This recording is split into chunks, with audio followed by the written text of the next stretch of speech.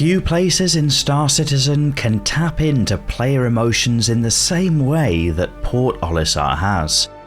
In a game that has been in development for many years and is likely to be in development for many more to come, Port Olisar has been the one constant for most of the player base since first unveiled in Alpha 2.0 at the end of 2015. It's certainly showing its age at this point, and the time has finally arrived to make way for something new. And so to protect, preserve, and satisfy nostalgia, it seems only fitting to try to capture some of the essence of the station in video form. I'm Forrester, and in this video you can expect to see plenty of footage to celebrate Port Olisar, as well as what may become a bit of a historic record of what the station offered when part of the game.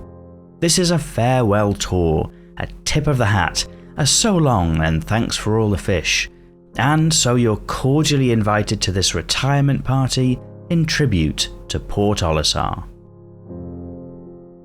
Olisar was first introduced to players in November 2015 as part of Alpha 2.0, and at the time was the only place to actually spawn in.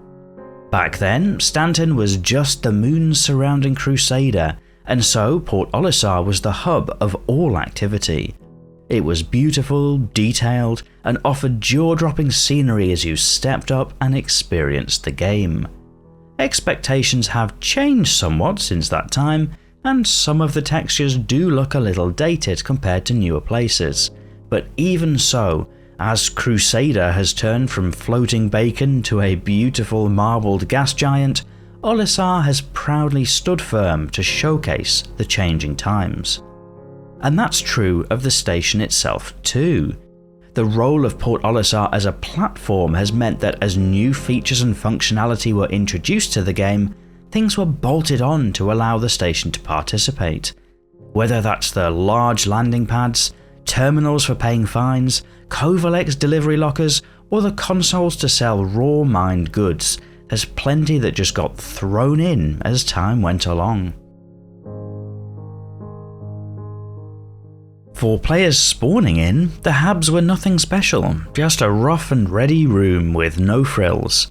But heading down the stairs to the central hub, the large hologram representing Crusader and her moons dominates the vision, surrounded by terminals to spawn ships.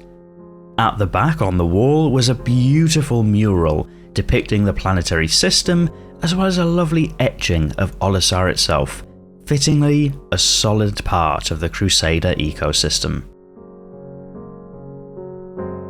Across the way was the administration desk, primarily for buying and selling cargo, but also as a place for miners to dump their raw mined goods. There were 4 shops, the first of which was Kasaba Outlet, giving a place for players to purchase stylish clothes to parade themselves with pride in the verse, before quickly remembering that the route to the landing pads requires a spacesuit. That could be purchased at the Garrity Defense Shop, which sold all manner of spacesuits and armor sets. To bolster those defenses, the Live Fire Weapons Shop sold a variety of personal armaments, augmentations, and ammunition. And finally was the local outlet for Dumpers Depot as the one-stop shop for all of your ship equipment needs. For many, one of the charms of Port Olisar when compared to more modern space stations was the fact that there were no elevators. After spawning a ship, players simply needed to walk to an airlock and then head out to the landing pads where it was immediately waiting. Naturally, this did create problems with infamous pad rammers just diving on unsuspecting ships in the way that griefers do.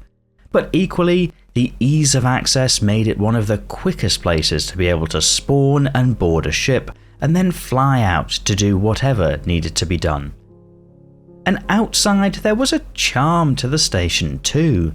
The views of Crusader were often spectacular, especially so at dawn and dusk where the long shadows created beautiful scenes.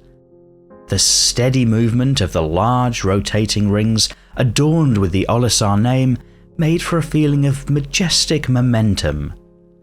These rings dominated the 4 struts lettered A through D, which housed the player functionality of the station. Out with that, there were other decorative elements to Port Olisar, such as the large radiators at the extreme, or the fuel tanks along the way. Back in November 2020, when it was expected that Port Olisar might be soon to go, there was a special location spotlight video for this channel to showcase how things were back then. Almost 3 years on, a lot has changed, but the time has finally arrived, and so it is hoped that this video will serve as a small commemoration to this player favourite, which still holds a special place for many backers.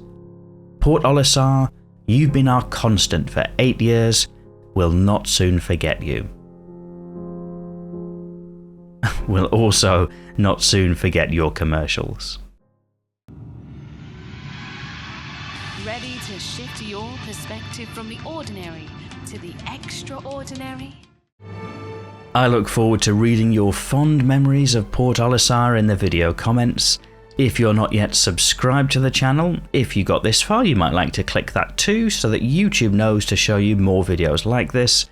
Otherwise, and as ever, thank you for watching.